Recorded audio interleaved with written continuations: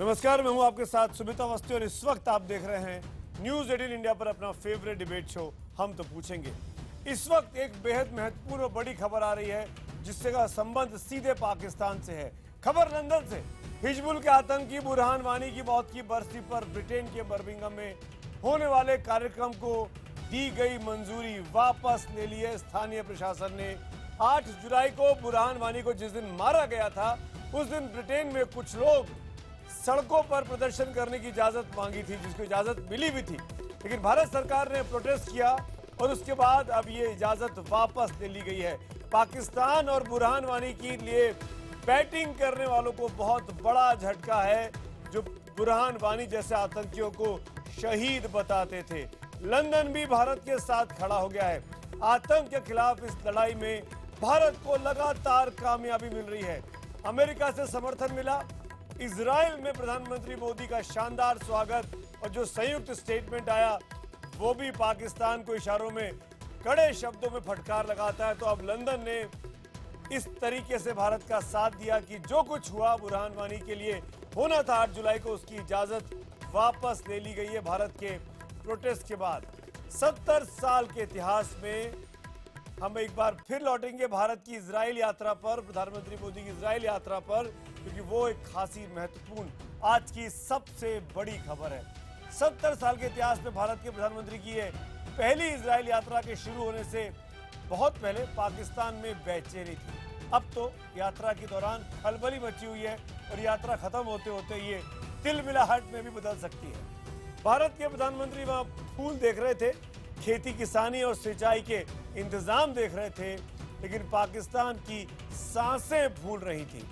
पाकिस्तान में पलने वाले आतंकी संगठनों की धड़कनें बढ़ चुकी थी। बढ़ना स्वाभाविक भी था। ग्लोबल टेररिस्ट हाफिज और सलाउद्दीन के साथ ही उन्हें पालने वाले देश पाकिस्तान को भारत इजराइल दोस्ती के मायने अब समझ में आ रहे हैं। दोनों देशों के साझा घोषणा पत्र में आतंकी संगठनों, आतंकियों और उन्हें पालने पोसने वालों को सख्त चेतावनी दी गई है। बुरहान करने वालों के नामो निशान मिटाने की इस बढ़ती समझ पर आज हम कुछ सीधे और स्ट्रेट सवाल पूछेंगे कि क्या भारत इजराइल कट्टर इस्लामिक आतंकवाद को खत्म करने में कामयाब होंगे, क्योंकि अब तो अमेरिका भी साथ है। सवाल नंबर 2 कि क्या भारत इजराइल की दोस्ती पाकिस्तान परस्त आतंकवाद को आखिरी सबक सिखा पाएगी।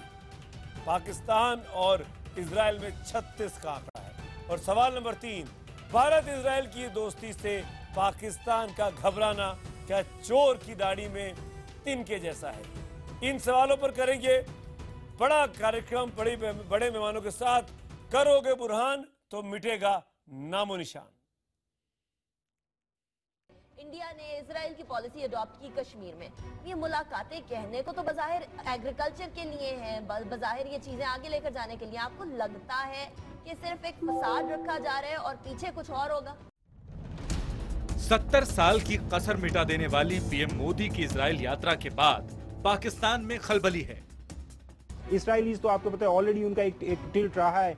तो ये जो नेक्सस है, ये जो कुर्बतें अब बढ़ रही हैं, ये जो अब दोस्ती है इनके दरमियान आहिस्ता आहिस्ता ज्यादा मजबूत होने जा रही है, तो वो उसका एक टारगेट पाकिस्तान है।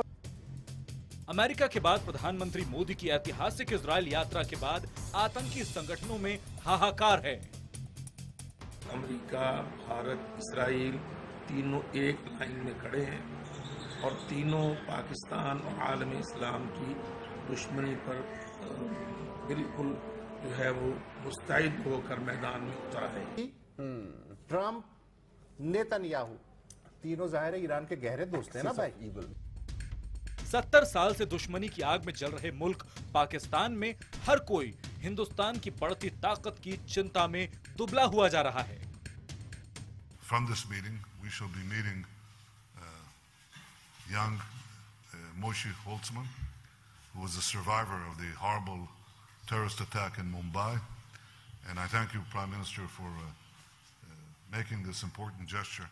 But this is an expression of our commitment to fight the bad and work for the good. And I think this is what marks this visit. It's a partnership to seek the good, to defend the good, to achieve the good. and this is a good day. Welcome, my friend, Prime Minister Narendra Modi.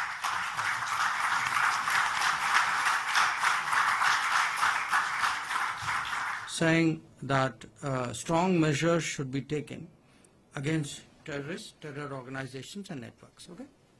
Then says, and all those who encourage, support and finance or provide sanctuary to terrorist groups, terrorists and terrorist groups.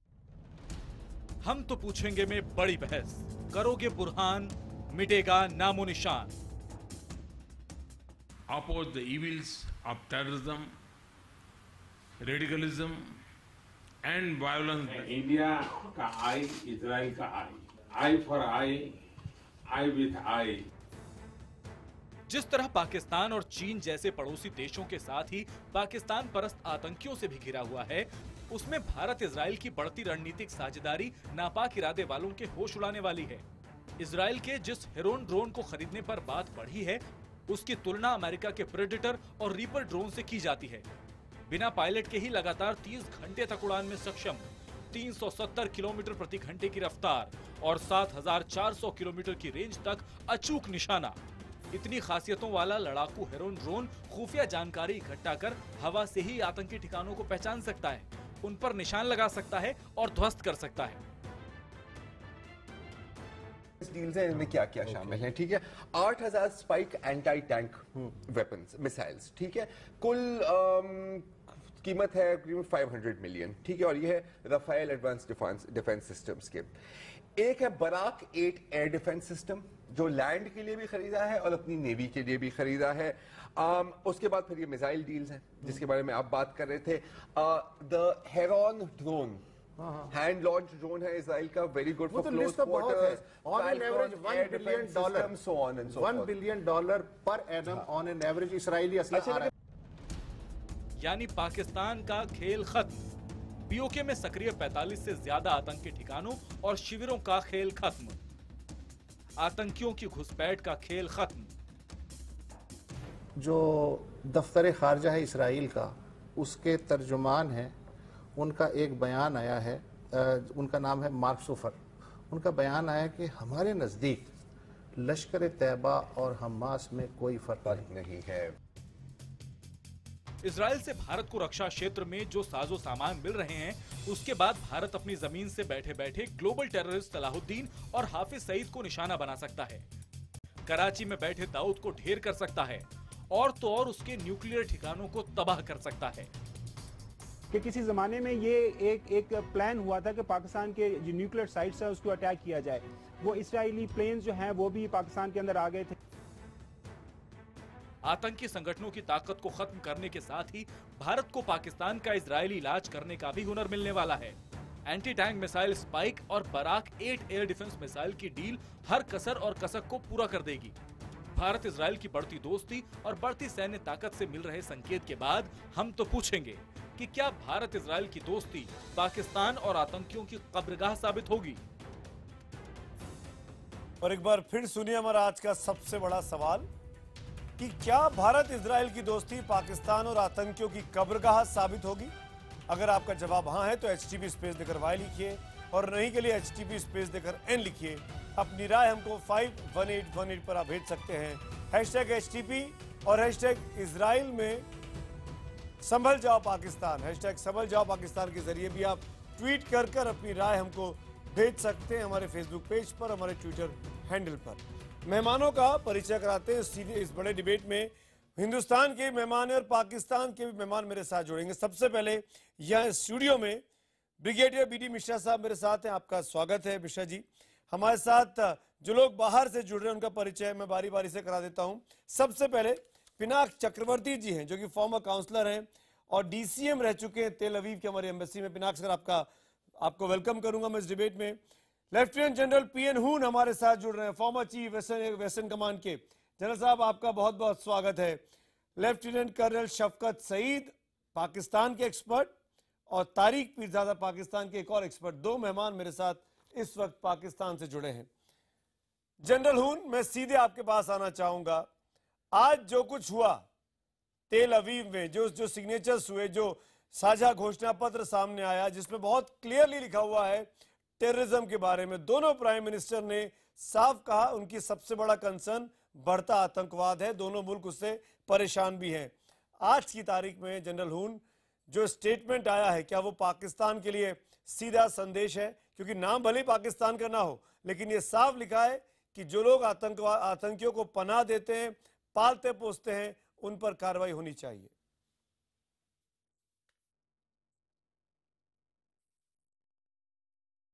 सबसे पहले मैं कहना चाहता हूं कि ये एक जो हुआ है ये हमारे प्रधानमंत्री ने आगे बढ़ाया है। जो इजराइल के हैं प्राइम मिनिस्टर, आपने देखा है कि जैसे हमारे प्रधानमंत्री गए हैं उधर, आपने देखा है कि कितना उनके था, जोर था, बात किया और उनके वजह से ये हुआ है। अब आप पूछ रहे हैं कि पाकिस्तान को क्या होगा। पाकिस्तान तो पहले ही वो ख़त्म हो रहा है। उनको तो हैरानी ये हो रही है कि जो इजराइल है वो तो मुसलमान दोस्त है उनका, और वो आज उनको छोड़ के जा रहा है। तो छोड़ के तो जाएगा ना। अगर पाकिस्तान में ये हो रहा है, कश्मीर में ये हो रहा है, तो उसको हमने बंद करना है। और ये आप देखना कि जो भी हुआ है ये हमारे प्रधानमंत्री ने किया है। आपने देखा है कि कितना उनका आपस में था, किस तरीके से वो आए, कैसे उन्होंने जफियां पाई।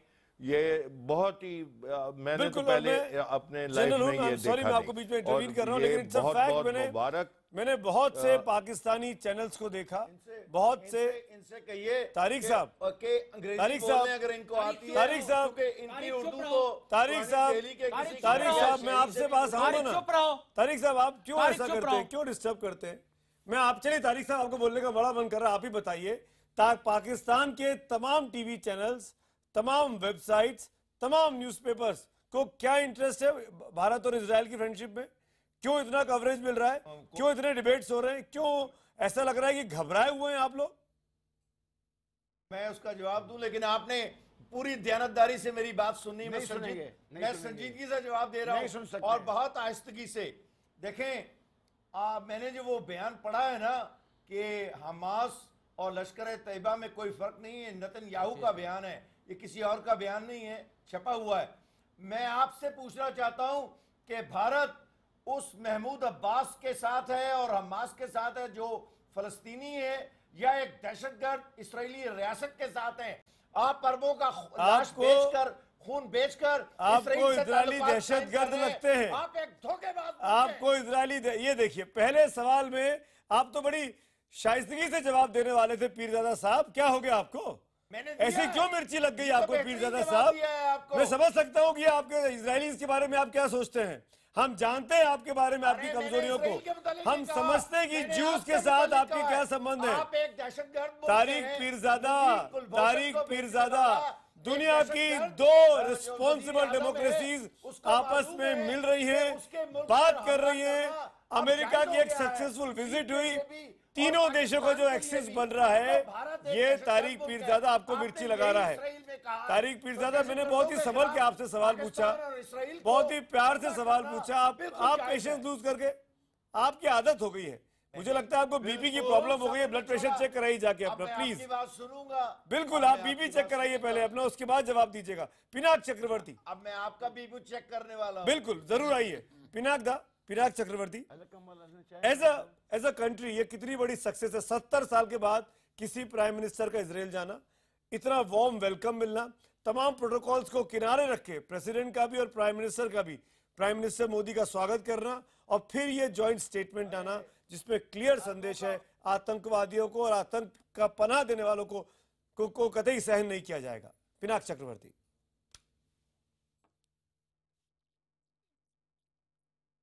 देखिए, इसके पीछे बहुत बड़ा हाथ बहुत लोगों का है और काफ़ी दिन से इसकी तैयारियां चल रही हैं। 92 में जब हम लोगों ने डिप्लोमेटिक रिलेशंस कायम किए थे इनके साथ, तब से शुरू हुआ था काम। और तब 95 और से 99 तक मैं वहाँ था, तो मैंने खुद देखा है किस तरह से हम लोग काम करते थे, और डिफेंस फील्ड में, एग्रीकल्चरल फील्ड में। तो ये काफी दिन से चल रहा है और आज जो आप देख रहे हैं ये एकदम मतलब उसी का कल्मिनेशन जिसे हम बोलते हैं बिल्कुल कि अब रिलेशनशिप इतना मैच्योर हो गया है, इसलिए प्रधानमंत्री मोदी जी ने ये विजिट किया है। पहला विजिट है कोई प्रधानमंत्री भारत से गया हो, तो हिस्टोरिक तो है ही है।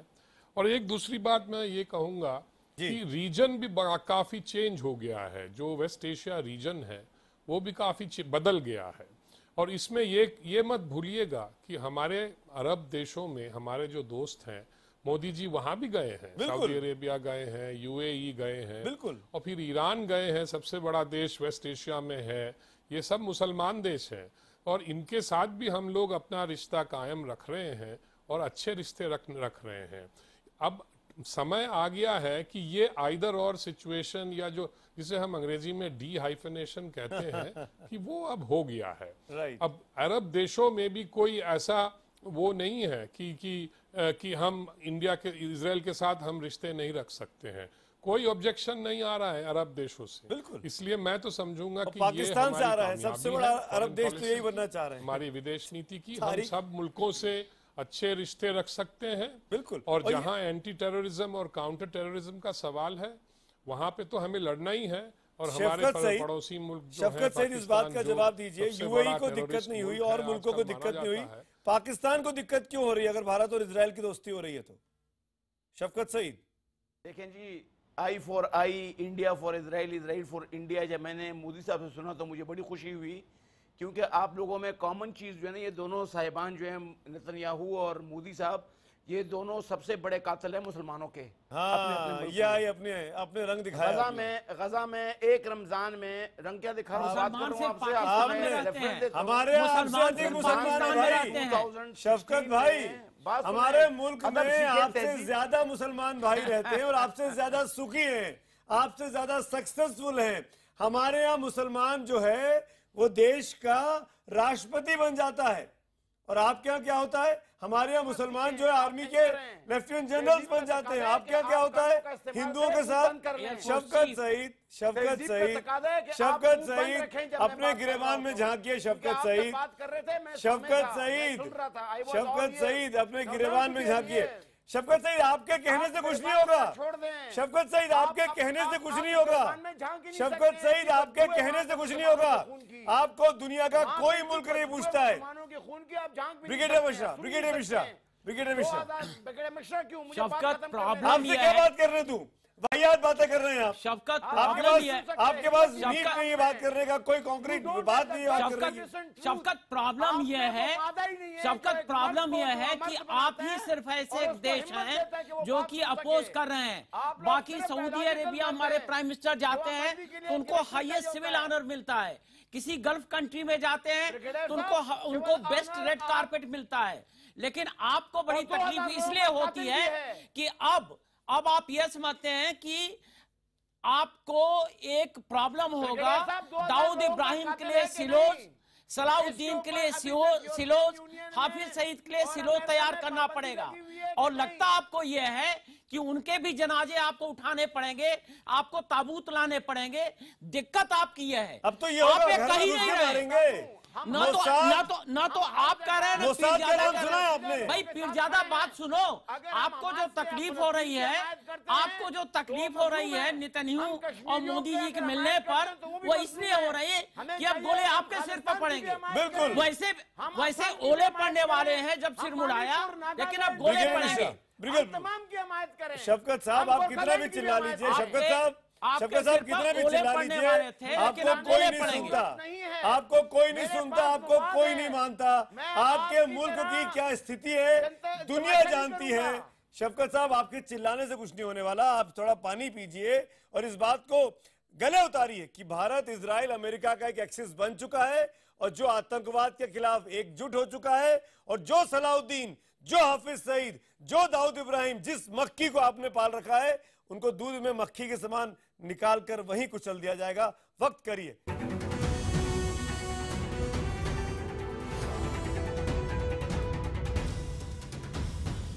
आपको एक प्रॉब्लम होगा दाऊद इब्राहिम के लिए सिलोज, सलाउद्दीन के लिए सिलोज, हाफिज सईद के लिए सिलो तैयार करना पड़ेगा। और लगता आपको यह है कि उनके भी जनाजे आपको उठाने पड़ेंगे, आपको ताबूत लाने पड़ेंगे।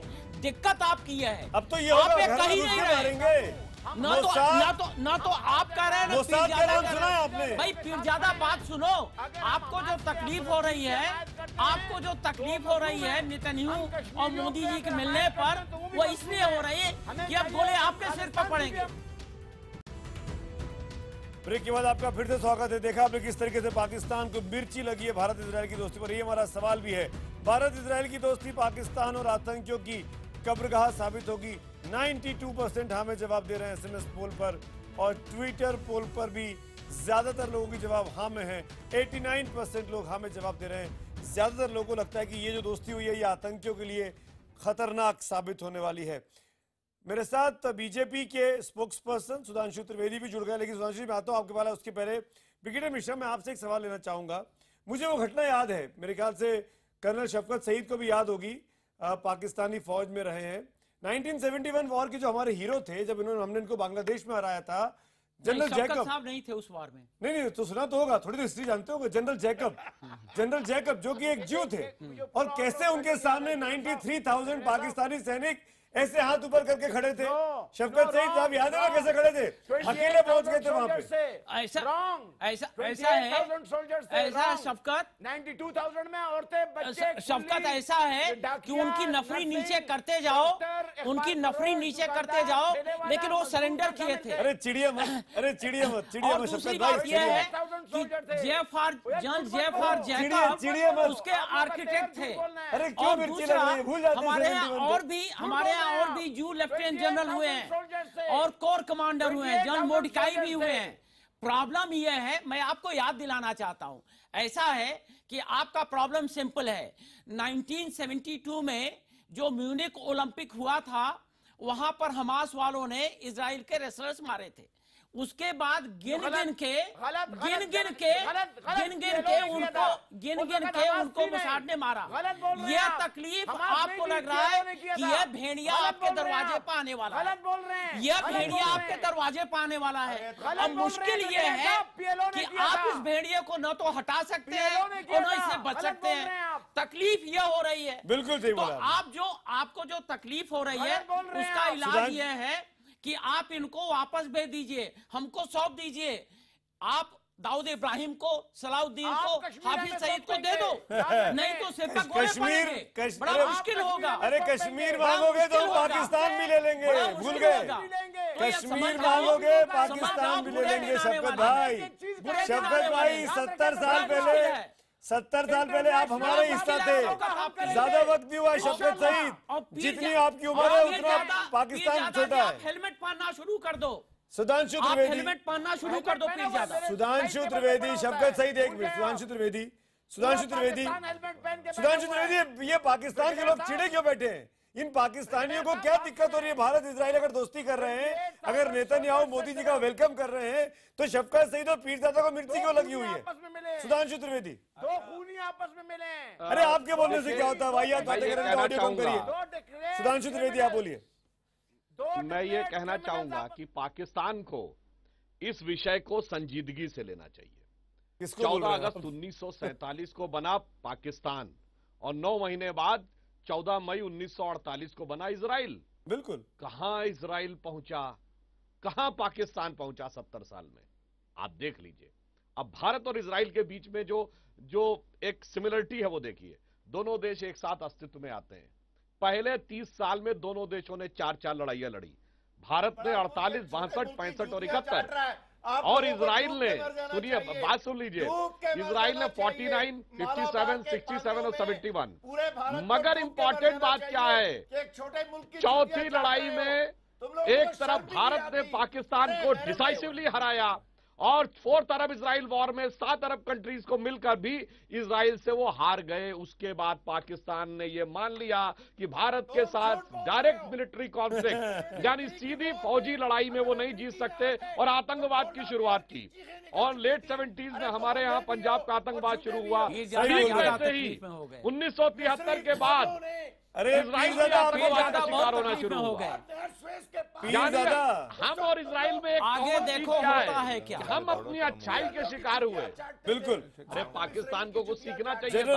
साइंस टेक्नोलॉजी में जीरो, हर चीज में इकोनॉमी और जीरो। फाइनेंस में आप कहां पहुंचे, नॉलेज और विजडम में आप कहां पहुंचे। देखिए माफ कीजिएगा, इजराइल में आज इतनी हाई टेक्नोलॉजी है कि एग्रीकल्चर से लेके न्यूक्लियर टेक्नोलॉजी से लेके उनके पास इंटेलिजेंस सर्विलेंस के इक्विपमेंट है। और पाकिस्तान उधार की टेक्नोलॉजी में बम भले ही बना ले, मगर गाड़ी का वाइपर नहीं बनता, आपका पेन की निब नहीं बनती, कार का टायर नहीं बनता।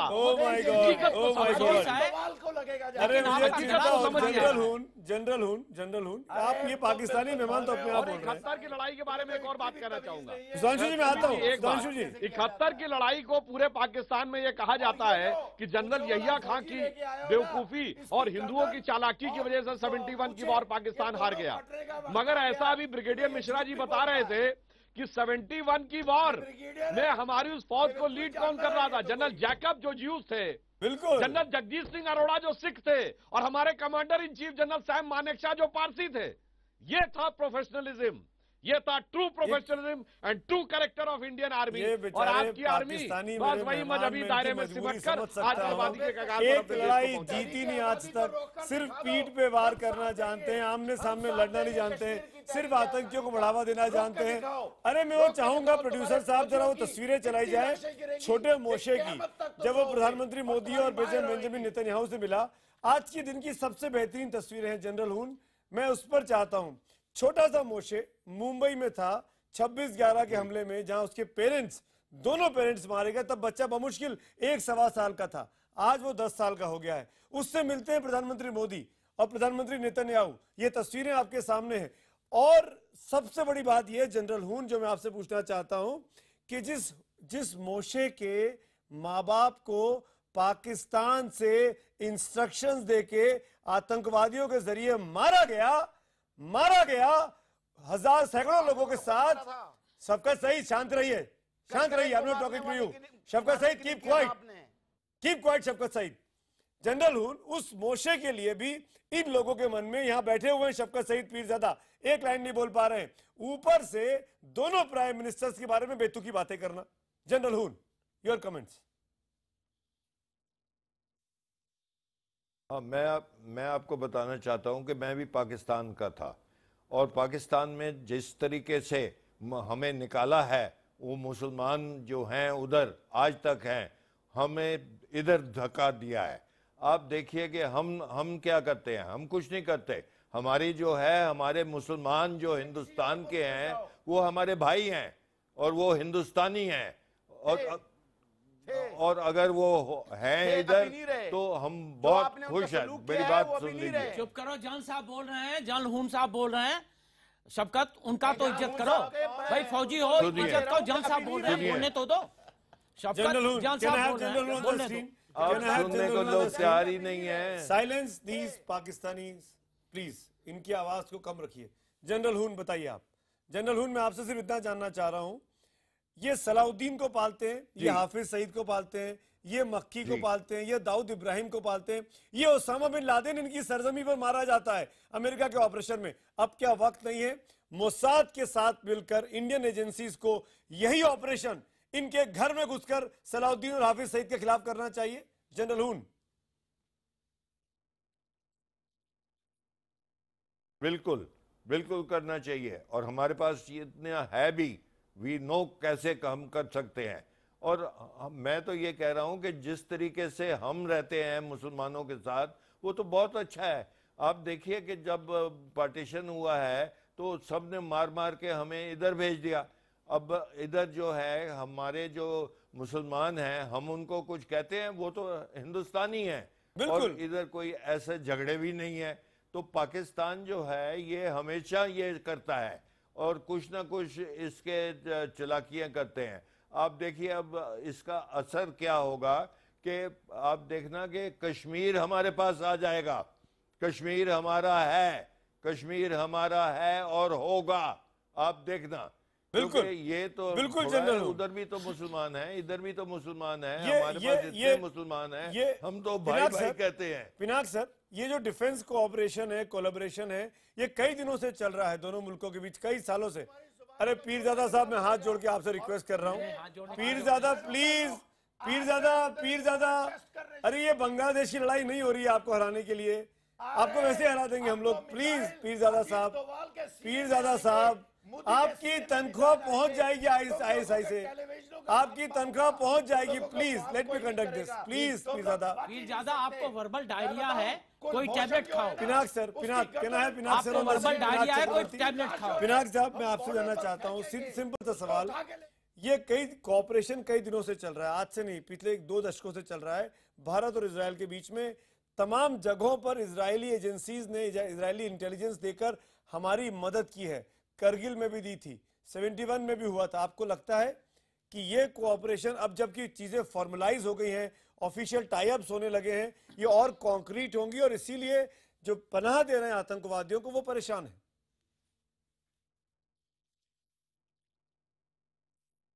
देखिए, अब ये जो कॉन्क्रिटाइजेशन होगा अभी, इसमें एक फ़ायदा और भी होगा, क्योंकि इजराइल ऐसा मुल्क है जो इंडिया को टेक्नोलॉजी देने में झिझकता नहीं है। बिल्कुल। इसलिए वो हाई टेक्नोलॉजी जो वो डेवलप करते हैं वो यहाँ पे अब वो हमको देने वाले हैं और वो यहाँ पे प्रोड्यूस करने वाले हैं। इसलिए हमें हमारे हाथ में जो उस तरह की जो टेक्नोलॉजीज आएंगी जिसके जो आतंकवाद के खिलाफ हम लोग इस्तेमाल कर पाएंगे, तो इस तरह का जो हमारा हाथ मजबूत होगा और हम आतंकवाद को मिटा देंगे। मुझे तो लगता है आतंकवाद से लड़ने के लिए इजरायली टेक्नोलॉजी की आवश्यकता है और वो हमें मिलेगी, क्योंकि ये जितने भी हम लोग ने एग्रीमेंट साइन किए हैं उसमें ये सब होगा।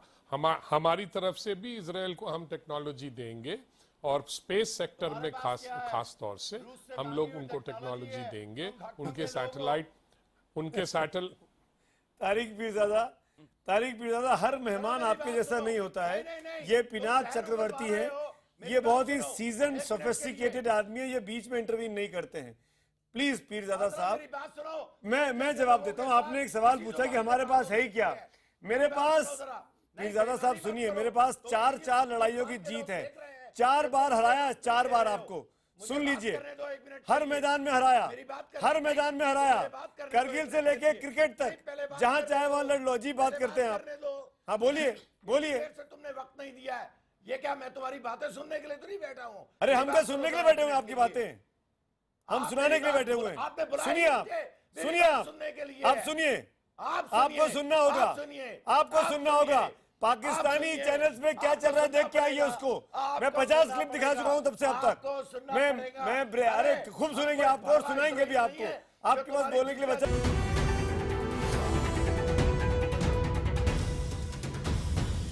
आपको जो तकलीफ हो रही है उसका इलाज ये है कि आप इनको वापस भेज दीजिए, हमको सौंप दीजिए।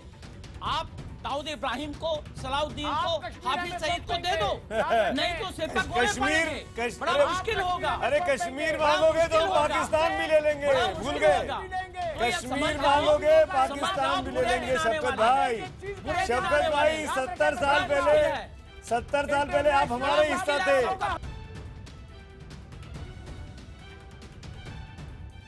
एक बार फिर आपका स्वागत है ब्रेक के बाद। सीधा मेरा सवाल है आज का, SMS पोल के नतीजे आपको दिखा देते हैं। भारत इजराइल की दोस्ती पाकिस्तान और आतंकियों के लिए कब्रगाह साबित होगी। डिबेट से तो यही लग रहा है। 98% लोग हाँ में जवाब दे रहे हैं SMS पोल पर। ट्विटर पोल की संख्या भी आपके सामने है, 89% लोग अभी भी हाँ में जवाब दे रहे हैं। ज्यादातर लोग कह रहे हैं कि ये आतंकियों के लिए ये दोस्ती कब्रगाह साबित हो सकती है। पूरे आसार हैं। और जो स्थिति पीरजादा साहब की हो रही है, मैं आपके पास ही आऊंगा पीरजादा साहब, लेकिन आप मेरे सवाल का जवाब देंगे तो मैं आपको पूरी बात करने दूंगा, वरना मैं आपको इंटरवीन करूंगा, आप मेरे सवाल का जवाब मुझे बताइए। आपके प्राइम मिनिस्टर साहब का पनामा वाले से नाम क्लियर हो गया क्या, जहां घूसखोरी ली थी उन्होंने, नवाज शरीफ साहब ने? इसका 2 हिस्सों में जवाब है। पहले तो बात है कि प्राइम मिनिस्टर ये इंतजार कर रहा है कि कुलभूषण की गर्दन काटकर उसकी जिस्म को कश्मीर में हम फेंकेंगे, ये देखिए, और वहां से उसको उठाने का आपको मौका भी नहीं मिलेगा। दूसरी बात है आप यही कर सकते हैं। आपको पनामा वाले में क्या हुआ भाई वो बताओ। आतंकी और आतंक साबित करने में अपने आप को कोई दिक्कत नहीं है ना। पनामा गेट में क्या हुआ? पनामा गेट एक में तो इंफॉर्मेशन दीजिए। नहीं देंगे। अच्छा चलो P low, coffee P low. Coffee पीने के बाद बताओ। इंटरनल है, इंटरनल पनामा गेट वाले में क्या हुआ भाई? सवाल साफ है। अरे आज तो उनकी बेटी भी गई थी। सवाल साफ है। आज तो प्राइम मिनिस्टर की बेटी भी गई थी, मरियम शरीफ। Issue of Pakistan. कैसी बात कर रहे हैं? That's none of your business. अच्छा, तो भारत और इजराइल की दोस्ती हो, भारत और इजराइल की दोस्ती हो तो इससे और बिजनेस, फिर आपको मिर्ची लगे। नवाज शरीफ पे जवाब नहीं देंगे जो आपके मुल्क में हो रहा है। भारत इजराइल के बारे में बेतुकी बातें करेंगे बैठ के और अपने आप को एक्सपोज करेंगे मीडिया विषय। और जनरल मुशर्रफ के ट्रेजन केस वाले में क्या हुआ? आपकी कोर्ट जो उनके फार्म हाउस पर जाती है उसमें कैसा मुकदमा चल रहा है जरा बताइएगा। अरे सवाल का जवाब दोनों में। अरे अब क्यों गुस्सा हो गए? अरे क्यों परेशान हो गए? सवाल सिंपल है। अरे परेशान क्या हो फिर ज्यादा? सवाल सिंपल है। ट्रेजन का केस उनके ऊपर चल रहा है और आपके प्राइम मिनिस्टर के ऊपर चल रहा है। आपके प्राइम मिनिस्टर के ऊपर चल रहा है पनामा गेट। अरे क्या हुआ ये तो बताओ मुझे। लगातार आज पूरे डिबेट में यस नो में बताओ। पीरजादा साहब की बातों पे गुस्सा ही नहीं रहा। ज्यादा परेशान मत हो। गुस्सा इनको गुस्सा अरे परेशान मत हो, बताओ ना क्या हुआ। सुधांशु जी बोलना चाह रहे हैं। पीरजादा साहब बीते 40-45 मिनट से आप चिल्ला रहे हैं, आपका गला बैठ जाएगा। मुझे आपकी बुढ़ापे की चिंता है, अपने गले की चिंता करिए। गर्म पानी पीजिए, गर्म पानी पीजिए। सुधांशु जी मेरे साथ हैं, तब तक मैं उनसे पूछ लेता हूँ। आप थोड़ा सांस ले लीजिए। शफकत सहित मुस्कुराइए बैठ के। शफकत सहित मुस्कुराइए। सुधांशु त्रिवेदी की बात का जवाब दीजिएगा। सुधांशु त्रिवेदी मैं पाकिस्तान की शान में कुछ कहना चाहता हूं कि पाकिस्तान दुनिया का एक बहुत बेहतरीन मल्टीनेशनल मुल्क है। इनके प्राइम मिनिस्टर जैसे ही पोस्ट से हटते हैं तो दुबई या लंदन में शिफ्ट हो जाते हैं और जब वो इस्लामाबाद में रहते हैं तो या तो वॉशिंगटन से इंस्ट्रक्शन लेते हैं, बीजिंग से इंस्ट्रक्शन लेते हैं। तो प्राइम मिनिस्टर्स को इनके बहुत सारे मुल्कों का हैंडल करना पड़ता है।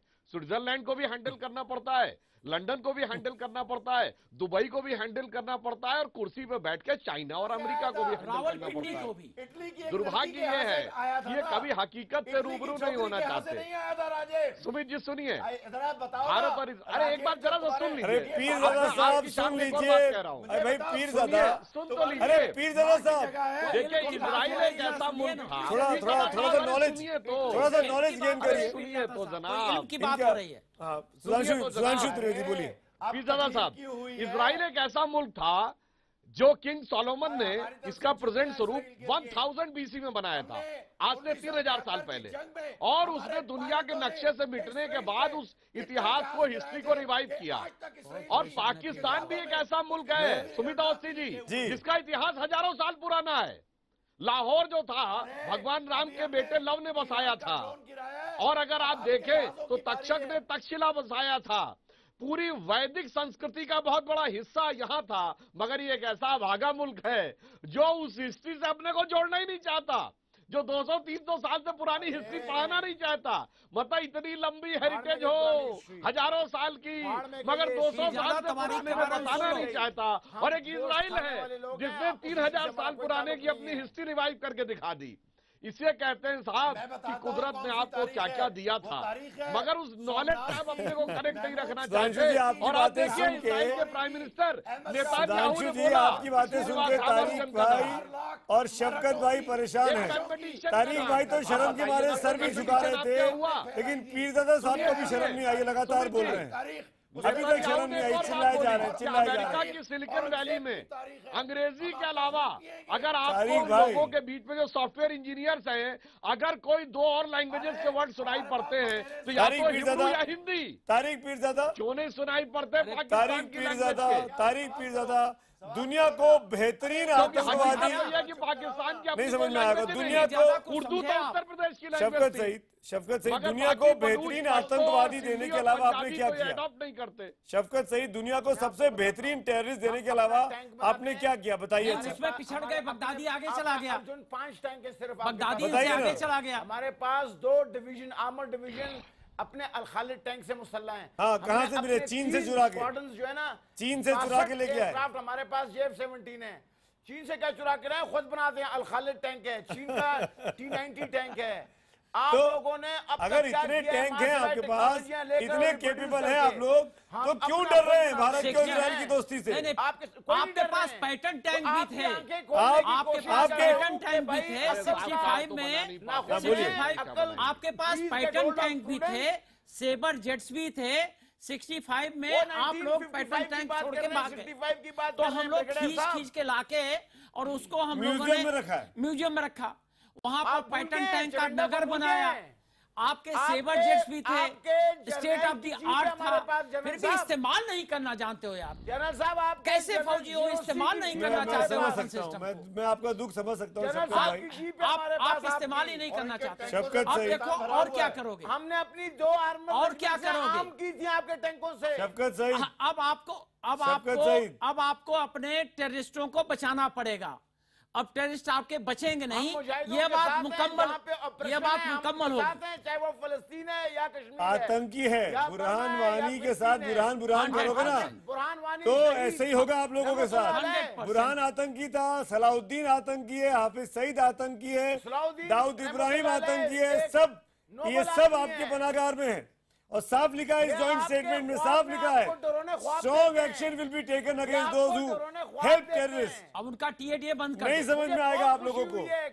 शफकत सईद, शफकत सईद, शफकत सईद, शफकत सईद, आप तो फौजी हो, आप तो फौजी हो, शफकत सईद, आप तो फौजी हो, और फौजी की फौजी तकरीबन 9 लाख शफकत सईद, शफकत सईद, शफकत सईद, शफकत सईद, मैं समझ सकता हूँ 1971 आप हारे, बांग्लादेश अलग हो गया, जनरल जैकब ने आपको हरा दिया जो कि एक जीव थे। मैं समझ सकता हूँ आपको ये दर्द क्यों हो रहा है। आप मैं ये जो मिर्ची आपको लग रही है मैं समझ रहा हूँ शफकत भाई, शफकत भाई, इसके बावजूद मैं आपसे पूछ रहा हूँ, इसके बावजूद मैं आपसे पूछ रहा हूँ, इसके बावजूद मैं आपसे पूछ रहा हूँ, तो जब हाफिज सईद को इंडियन एजेंसीज मोसाद के साथ मिलने मारने पहुंचेंगी पाकिस्तान के भीतर, तो आप आगे खड़े हो जाएंगे उनके, आप आगे खड़े हो जाएंगे उनके बॉडीगार्ड बन के, कि छुप जाएंगे, कि छुप जाएंगे, कि छुप जाएंगे। जब हाफिज सईद सलाउद्दीन को घर में घुस के मारेगी मोसाद और इंडियन एजेंसीज तब आप लोग क्या करेंगे? उनके आगे शील्ड बन के खड़े होंगे, शील्ड बन के खड़े होंगे, शील्ड बन के खड़े होंगे, शील्ड बन के खड़े होंगे। जवाब दीजिए ना, जवाब दीजिए ना। उनको बचाने के लिए अपना सर कटवाएंगे, उनको बचवाने के लिए अपने सीने पे गोली खाएंगे? बोलिए, बोलिए ना, बोलिए ना। आप सपोर्ट करिए उनको, हिम्मत है तो सपोर्ट करिए उनको, हिम्मत है तो। लाइव टीवी डिबेट पर बोल रहा हूं मैं आपसे, खुली चुनौती दे रहा हूं मैं आपको। मेरी नस्ल कुर्बान। ये देखिए, ये देखिए, कश्मीर के लिए मैं और ये देखिए, ये देखिए, ये देखिए, दुनिया के सामने पाकिस्तान के फौजी एक्सपोज हो रहे हैं आतंकियों के साथ अपने आप को खड़ा करके, आतंकियों के साथ खड़ा कर रहे हैं शफकत सईद अपने आप को। दुनिया के मुल्कों ने उसको टेररिस्ट मान लिया है, दुनिया के तमाम मुल्कों ने। शफकत सईद, ऐसे करोगे तो आपके भी सर पे गोली पड़ेगी, आपके भी सर पे गोली पड़ जाएगी। तमीज से संभल के। सुधांशु त्रिवेदी बोलना चाह रहे हैं, सुधांशु त्रिवेदी, सुधांशु त्रिवेदी। मैं शफकत सईद से ये कहना चाहूंगा कि ये जकीउर रहमान लखवी को, हाफिज सईद को, सलाउद्दीन को आप गर्व से करिए जो आपको करना हो। आप तो ओसामा बिन लादेन को भी शेल्टर दीजिए, मगर 70 साल पहले आप हमारे साथ थे। 70 सालों में आप क्या कोई अबुल कलाम क्यों नहीं पैदा हुआ? मैं आप दोनों को रोक रहा हूँ। इस वक्त तस्वीरें आ रही हैं प्रधानमंत्री मोदी की, प्रधानमंत्री नेतन्याहू के साथ, वहां इजराइल की तस्वीरें हैं लाइव इस वक्त आप देख पा रहे हैं। म्यूजियम का दौरा कर रहे हैं प्राइम मिनिस्टर के साथ, खुद होस्ट प्राइम मिनिस्टर भी मौजूद हैं। ये सीधी तस्वीरें इस वक्त आप देख पा रहे हैं अपने स्क्रीन पर। सुधांशु जी अपनी बात आप पूरी करिए, आपकी आवाज स्क्रीन पर है। सुधांशु त्रिवेदी।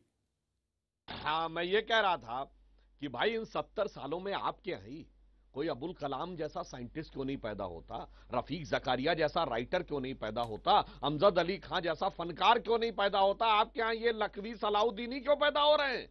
ये सोचने की बात है। भूल जाइए हिंदू मुसलमान, आप अपने घर में देखिए ना, मुसलमानों के साथ आपने क्या किया। ये बांग्लादेश में जिनको आपने मरवाया वो हिंदू थे क्या? जनरल टिक्का खान ने मरवाया। और बलूचिस्तान में जिनको मरवा रहे हैं वो क्या हिंदू हैं क्या? सबके सब मुसलमानों को मरवा रहे हैं। खैबर पख्तूनवा में किसको मरवा रहे हैं? तो हकीकत यह है आप एक ऐसे मकड़ जाल में फंस गए हैं कट्टरपंथी राजनीति के, जिससे आप समझना नहीं चाह रहे, निकलना तो दूर की बात है। अगर आप ऐसे ही छाती ठोक के कहते रहेंगे कि वो आपका अपना है, तो आप ये समझ लीजिए कि लगेगी आग तो आएंगे घर कई जद में। यहाँ पे सिर्फ हमारा मकान थोड़ी है, दूसरे की घर में आग लगाने का सपना अक्सर अपने घर में ही बुरहान तो मिटेगा नामो निशान, करोगे बुरहान तो मिटेगा नामो निशान। तारिक पीरजादा फिर ज्यादा एक आपको गुड न्यूज दे दें। अभी हमारे प्राइम मिनिस्टर वहां पर म्यूजियम देख रहे हैं और म्यूजियम की पूरी तस्वीरें वहां के प्राइम मिनिस्टर नेतन्याहू जी एक्सप्लेन कर रहे हैं। ये आपको गुड न्यूज दे दें, यह लेवल है। और आपके प्राइम मिनिस्टर साहब गए, कोई बात नहीं करता है, हमको अफसोस भी होता है, लेकिन ही डिजर्व्स दैट। ये आपको गुड न्यूज देना चाहता हूं। और इनके तो अगर आप देख सकते हो तो यूट्यूब पर देख लेना, यूट्यूब पर देख लेना कि मोदी जी को कौन पिक्चरें दिखा रहा है। मैं तो ये कहना चाहता हूँ, सुनिए सुमित जी, बोलिए सुधांशु जी। सारे यहूदी हो गए हैं। दो धर्म आपस में, दो मजहब आपस में दोस्ती कर रहे हैं। अरे आपको क्यों दिक्कत हो रही है? इस्लाम को यहूदियों से क्यों दिक्कत है मैं जानता हूँ, हिस्ट्री पढ़ी है मैंने। तारिक पीरजादा, आप अपने आप को पाकिस्तान के थे कि इस्लामिक आप ही नहीं कर पा रहे। सुधांशु जी, इंडिया का टैलेंट सिलिकॉन वैली में जगमगा रहा है और आपके नाम पर होने वाला आतंकवाद पूरी दुनिया में धिक्कारा जा रहा है, गाली खा रहा है। मोदी का हिंदुस्तान है, बिल्कुल। आप लोगों को डूब के मर जाना चाहिए। अरे हम तो आप कितनी भी आप दिन में सपने देख रहे हो, हम लोग बोलते हैं मुंगेरी लाल के हसीन सपने। मैं आज से उस कहावत का नाम करता हूँ तारिक पीरजादा के हसीन सपने। डूब के कौन मरेगा दुनिया बता देगी। टेक्नोलॉजी के क्षेत्र में जो इजराइल की जगह है वो हिंदुस्तान की जगह है। सबसे पहली पेंटियम चिप अगर इजराइल में बनती है तो सबसे अधिक आईटी के क्षेत्र में जितने टॉप नॉच हैं वहां पे कैलिफोर्निया में सब इंडियंस हैं।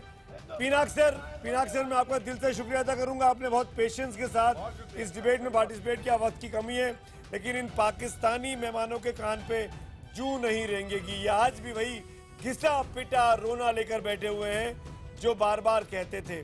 अब जबकि दोस्ती हो चुकी है भारत इजराइल के बीच, मोसाद के साथ इंटेलिजेंस शेयरिंग होगी, तो समझ सकते हैं कि आतंकियों का क्या हश्र होने वाला है। तमाम मेहमानों का शुक्रिया। और जैसा कि पोल में आया कि अब ये आतंकियों की कब्रगाह ये दोस्ती साबित होने वाली है।